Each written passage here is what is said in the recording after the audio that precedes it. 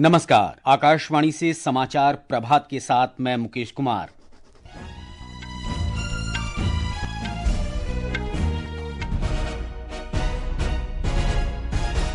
प्रधानमंत्री नरेंद्र मोदी आज तिरुवनंतपुरम में कई विकास परियोजनाओं का लोकार्पण करेंगे। केरल में रेल संपर्क को बढ़ावा देने के लिए 3 अमृत भारत एक्सप्रेस रेलगाड़ियों को झंडी दिखाकर रवाना करेंगे। सरकार ने इस वर्ष 1 अप्रैल से शुरू होने वाली जनगणना के प्रथम चरण में नागरिकों से पूछे जाने वाले प्रश्नों की सूची जारी की। केंद्र सरकार का नेताजी सुभाष चंद्र बोस की 129वीं जयंती पर आज से पराक्रम दिवस का आयोजन। यूक्रेन संघर्ष समाप्त करने के लिए रूस, अमेरिका और यूक्रेन की पहली त्रिपक्षीय बैठक आज संयुक्त अरब अमीरात में होगी। बसंत पंचमी और सरस्वती पूजा का त्योहार आज देश के विभिन्न हिस्सों में मनाया जा रहा है और कश्मीर घाटी के गुलमर्ग और कुछ अन्य क्षेत्रों में बर्फबारी हुई। प्रधानमंत्री नरेंद्र मोदी आज केरल जाएंगे। इस दौरान श्री मोदी तिरुवनंतपुरम में विभिन्न विकास परियोजनाओं का लोकार्पण और शिलान्यास करेंगे। इन परियोजनाओं में रेल संपर्क, शहरी आजीविका मिशन, विज्ञान और नवाचार, नागरिक केंद्रीय सेवाएं और उन्नत स्वास्थ्य सेवा सहित प्रमुख क्षेत्रों में शामिल हैं। ये समावेशी विकास, तकनीकी उन्नति और नागरिकों के जीवन स्तर में सुधार पर प्रधानमंत्री के निरंतर समर्थन को दर्शाती हैं। हमारे संवाददाता ने बताया है कि प्रधानमंत्री इस अवसर पर एक जनसभा को भी संबोधित करेंगे। प्रधानमंत्री नरेंद्र मोदी 4 नई रेल सेवाओं को हरी झंडी दिखाकर रवाना करेंगे। इनमें 3 अमृत भारत एक्सप्रेस और 1 यात्री रेलगाड़ी शामिल है। प्रधानमंत्री Nagercoil Mangaluru Amrit Bharat express, Thiruvananthapuram तंबरम Amrit Bharat express, Thiruvananthapuram Charlapalli Amrit Bharat express तथा त्रिशूर और गुरुवायूर के बीच एक नई यात्री रेलगाड़ी को हरी झंडी दिखाएंगे। प्रधानमंत्री शहरी आजीविका मजबूत करने के प्रयासों के अंतर्गत पीएम स्वनिधि क्रेडिट कार्ड जारी करेंगे। श्री मोदी केरल के 1 लाख लाभार्थियों को पीएम स्वनिधि ऋण भी वितरित करेंगे। प्रधानमंत्री तिरुवनंतपुरम में विज्ञान और नवाचार के क्षेत्र में CSIR NIIST नवाचार, प्रौद्योगिकी और उद्यमिता केंद्र का शिलान्यास करेंगे। प्रधानमंत्री तिरुवनंतपुरम के श्री चित्रा तिरुनल आयुर्वेद विज्ञान और प्रौद्योगिकी संस्थान में अत्याधुनिक रेडियो सर्जरी केंद्र की भी आधारशिला रखेंगे। श्री मोदी तिरुवनंतपुरम में नए पुज्जुपुरा मुख्य डाक घर का भी उद्घाटन करेंगे। अनुपम की रिपोर्ट के साथ समाचार कक्ष से आनंद पाठक। प्रधानमंत्री मोदी आज तमिलनाडु में चेन्नई के पास मधुरंथगम में एनडीए गठबंधन के सहयोगी दलों के नेताओं के साथ एक जनसभा को संबोधित करेंगे।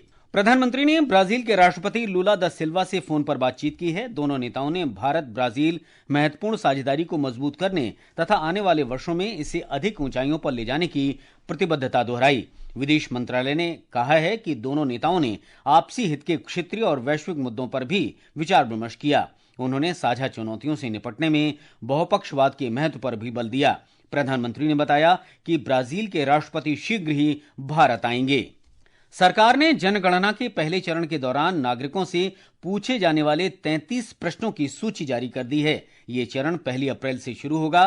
पहले चरण में घरों की सूची तैयार की जाएगी। इसके लिए प्रत्येक राज्य और केंद्र शासित प्रदेश की ओर से निर्धारित 30 दिन की अवधि में अभियान चलाया जाएगा। ये चरण 30 सितंबर तक जारी रहेगा। एक रिपोर्ट। सर्वेक्षण के दौरान जनगणना अधिकारी घर के स्वामित्व की स्थिति, घर के उपयोग, कमरों की संख्या तथा परिवार के मुखिया के लिंग के बारे में जानकारी मांगेंगे। नागरिकों से उनके घरों में उपलब्ध बुनियादी सुविधाओं के बारे में भी पूछा जाएगा। इनमें लोगों से पीने के पानी का मुख्य स्रोत, रोशनी का मुख्य स्रोत, शौचालय की उपलब्धता, LPG और PNG कनेक्शन तथा खाना पकाने के लिए उपयोग किए जाने वाले ईंधन के बारे में भी जानकारी एकत्र की जाएगी। नागरिकों के पास 30 दिन के गृह सूचीकरण अभियान शुरू होने से ठीक पहले 15 दिन की अवधि में स्वगणना करने का विकल्प भी उपलब्ध होगा। जनगणना 2 चरणों में आयोजित की जाएगी। अप्रैल से सितंबर तक घरों का सूचीकरण और आवास जनगणना तथा फरवरी 2027 में व्यक्तियों की गणना होगी। ये समाचार आकाशवाणी से प्रसारित किए जा रहे हैं। ताजा समाचार जानने के लिए आप हमारे social media handle X@AIR News Hindi को फॉलो कर सकते हैं। समाचार प्रभात में आपका फिर स्वागत है। सूचना और प्रसारण मंत्री अश्विनी वैष्णव ने कहा है कि पूरी दुनिया भारत को एक विश्वसनीय और मूल्यवान भागीदार के साथ ही एक जीवंत लोकतंत्र तथा समावेशी विकास पर केंद्रित देश के रूप में देख रही है। स्विट्जरलैंड के दावोस में एक साक्षात्कार में श्री वैष्णव ने कहा कि लोग भारत पर एक ऐसे देश के रूप में भरोसा करते हैं जिसके साथ वे सह निर्माण और नई प्रौद्योगिकियों का विकास कर सकते हैं। श्री वैष्णव ने बताया कि भारत आर्टिफिशियल इंटेलिजेंस एआई के सभी 5 स्तरों पर काम कर रहा है। इनमें एआई आर्किटेक्चर, अनुप्रयोग, मॉडल, चिप, बुनियादी ढांचा और ऊर्जा शामिल हैं। अगले महीने नई दिल्ली में होने वाले एआई इम्पैक्ट समिट के बारे में उन्होंने कहा कि एआई में अपार क्षमताएं हैं, लेकिन कुछ नुकसान भी हैं। श्री वैष्णव ने कहा कि इन नुकसानों को नियंत्रित करने के लिए उचित सुरक्षा उपाय किए जाने चाहिए। श्री वैष्णव ने कहा कि सरकार द्वारा अनुमोदित 10 सेमीकंडक्टर और चिप निर्माण संयंत्रों में से 4 संयंत्रों ने हाल ही में प्रायोगिक उत्पादन शुरू कर दिया है। उन्होंने कहा कि बुलेट ट्रेन परियोजना बहुत अच्छी तरह से आगे बढ़ रही है और पहले खंड का निर्माण इस वर्ष दिसंबर तक पूरा हो जाएगा। नवीन और नवीकरणीय ऊर्जा मंत्री प्रहलाद जोशी ने कहा है कि भारत में ऊर्जा क्षेत्र में हो रहे परिवर्तन से औद्योगिकरण, रोजगार सृजन और वैश्विक प्रतिस्पर्धा को बढ़ावा मिल रहा है, जो उभरती अर्थव्यवस्थाओं के लिए एक उदाहरण है। स्विट्जरलैंड के दावोस में विश्व आर्थिक मंच में ऊर्जा पर एक उच्च स्तरीय सत्र को संबोधित करते हुए श्री जोशी ने कहा कि प्रधानमंत्री नरेंद्र मोदी के नेतृत्व में भारत ने स्वच्छ ऊर्जा को जन केंद्रित विकास आंदोलन में बदलने के साथ ही ऊर्जा सुरक्षा को मजबूत और बिजली की लागत को कम किया है। प्रधानमंत्री के सक्रिय शासन और समयबद्ध कार्यान्वयन के प्रमुख मंच प्रगति ने अपनी 50वीं सफल बैठक के साथ एक महत्वपूर्ण उपलब्धि हासिल की है। प्रधानमंत्री नरेंद्र मोदी ने इस पहल को वर्ष 2015 में शुरू किया था। ये केंद्र सरकार के साथ ही राज्य सरकारों को एक ही डिजिटल मंच पर साथ लाता है। प्रगति ने 1 दशक से अधिक समय से निर्णय लेने की प्रक्रिया को तेज करने, प्रमुख अवसंरचना परियोजनाओं में देरी के कारणों का समाधान करने और जवाबदेही मजबूत संस्कृति को बढ़ाने में सहायक हुई है। इस विशेष श्रृंखला में आज हम जयपुर सीकर चूरू गेज रूपांतरण परियोजना पर एक नजर डाल रहे हैं।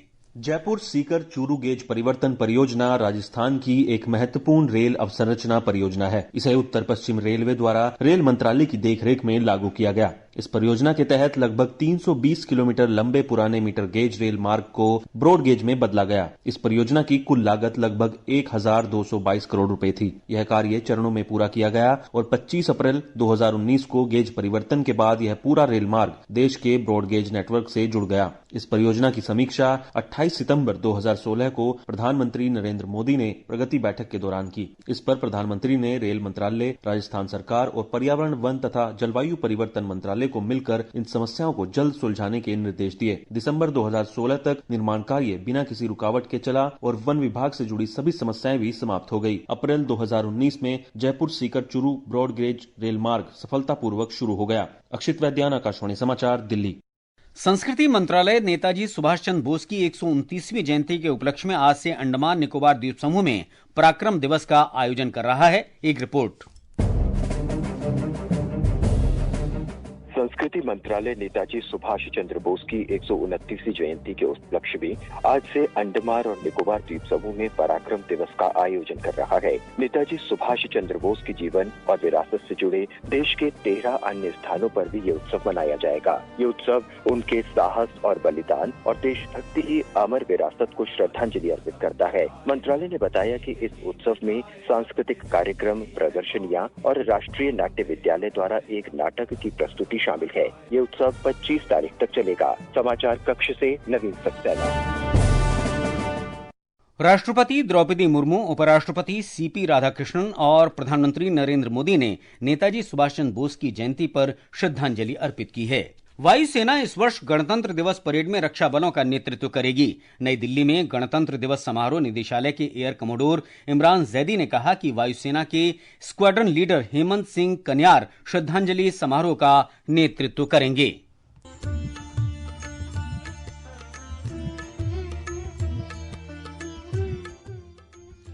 देश के विभिन्न हिस्सों में आज बसंत पंचमी और सरस्वती पूजा का त्योहार धार्मिक और पारंपरिक उत्साह के साथ मनाया जा रहा है। ये दिन ज्ञान, विद्या और कला की देवी मां सरस्वती के प्राकट्य दिवस के रूप में विशेष महत्व रखता है। वरदेवी वीणा वादिनी वर वसंत पंचमी के अवसर पर शिक्षण संस्थानों, मंदिरों और घरों में विशेष सरस्वती पूजा, पुस्तक पूजन और विद्यारंभ संस्कार किए जाते हैं। श्रद्धालु आज पीले वस्त्र धारण कर देवी को पीले पुष्प और नैवेद्य तथा खिचड़ी अर्पित करते हैं। पूजा पाठ, मंत्र जाप और विभिन्न सांस्कृतिक कार्यक्रमों के माध्यम से इस पर्व को मनाया जाता है। इस समय चारों ओर बिखरे पीले सरसों के फूल और प्रकृति का नया श्रृंगार वसंत ऋतु के आगमन का प्रतीक भी माना जाता है। समाचार कक्ष से मैं गणेश हेगड़े। यूक्रेन के राष्ट्रपति वोलोदिमिर जेलेंस्की ने कहा है कि यूक्रेन, अमेरिका और रूस आज से 2 दिन की बैठक में भाग लेंगे। वर्ष 2022 में यूक्रेन और रूस के बीच शुरू हुए संघर्ष को समाप्त करने के लिए पहली बार तीनों देशों के प्रतिनिधि आज और कल संयुक्त अरब अमीरात की राजधानी अबू धाबी में त्रिपक्षीय बैठक करेंगे। यूक्रेन के राष्ट्रपति जेलेंस्की ने दावोस में विश्व आर्थिक मंच के अवसर पर अमेरिका के राष्ट्रपति डोनाल्ड ट्रंप के साथ बैठक के बाद ये जानकारी दी। कश्मीर घाटी के गुलमर्ग और कुछ अन्य इलाकों में बर्फबारी हुई है। श्रीनगर के मैदानी इलाकों में तेज हवाएं भी चली हैं। जम्मू कश्मीर में पश्चिमी गड़बड़ी के कारण बारामूला जिले के गुलमर्ग में कल शाम बर्फबारी हुई। अन्य क्षेत्रों में विशेष रूप से ऊंचाई वाले इलाकों कुपवाड़ा, बारामूला और शोपियां में भी बर्फबारी हुई। इंडोनेशिया मास्टर्स बैडमिंटन टूर्नामेंट के क्वार्टर फाइनल में आज लक्ष्य सेन का मुकाबला थाईलैंड के पानीचाफोन तीरा रत्सकुल से होगा और पीवी सिंधु का सामना शीर्ष वरीयता प्राप्त चीन की चेन यू फी से होगा। इस बीच किदाम्बी श्रीकांत और पुरुष डबल्स जोड़ी हरिहरन आम्सकारुन और एमआर अर्जुन टूर्नामेंट से बाहर हो गए हैं। ये समाचार हमारी वेबसाइट www.newsonair.gov.in और हमारे news on AIR mobile app पर भी उपलब्ध हैं। और अब आज के समाचार पत्रों की सुर्खियों के साथ हैं मुकेश कुमार बल। धन्यवाद मुकेश। ग्रीनलैंड को लेकर यूरोपीय देशों पर अमेरिका के राष्ट्रपति डोनाल्ड ट्रंप के टैरिफ लगाने का निर्णय वापस लेने की खबर सभी अखबारों में प्रमुखता से है। हिंदुस्तान की सुर्खी है, ईयू की सख्ती के बाद ट्रंप पलटे। पंजाब केसरी का शीर्षक है, घमासान के बीच ट्रंप का यू टर्न। राजस्थान पत्रिका ने आतंक का अंत शीर्षक से लिखा है, झारखंड में 1 करोड़ का इनामी सहित 15 नक्सली ढेर, सारंडा जंगल में हुई मुठभेड़। दैनिक जागरण की सुर्खी है, 400 फीट गहरी खाई में गिरा सैन्य वाहन, 10 बलिदान। अमर उजाला के अनुसार 11 घायल, सैन्य वाहन में 4 राष्ट्रीय राइफल्स के 21 जवान थे।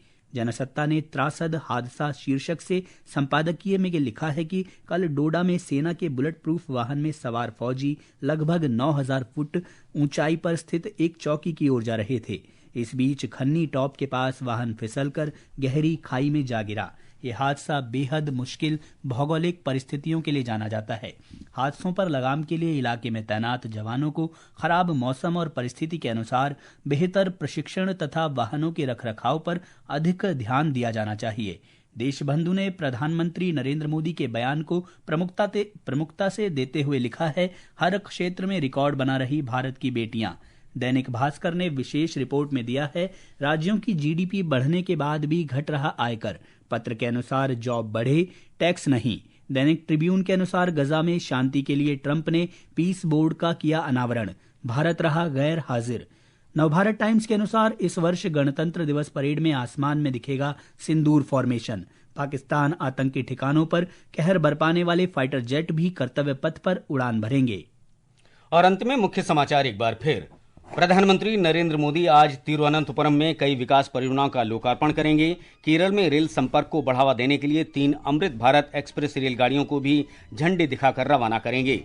सरकार ने इस वर्ष 1 अप्रैल से शुरू होने वाली जनगणना के प्रथम चरण में नागरिकों से पूछे जाने वाले प्रश्नों की सूची जारी की। केंद्र सरकार का नेताजी सुभाष चंद्र बोस की 129वीं जयंती पर आज से पराक्रम दिवस का आयोजन। यूक्रेन संघर्ष समाप्त करने के लिए रूस, अमेरिका और यूक्रेन की पहली त्रिपक्षीय बैठक आज संयुक्त अरब अमीरात में होगी। बसंत पंचमी और सरस्वती पूजा का त्योहार आज देश के विभिन्न हिस्सों में मनाया जा रहा है और कश्मीर घाटी के गुलमर्ग और कुछ अन्य क्षेत्रों में बर्फबारी हुई। इसके साथ ही समाचार प्रभात का ये अंक समाप्त हुआ। नमस्कार।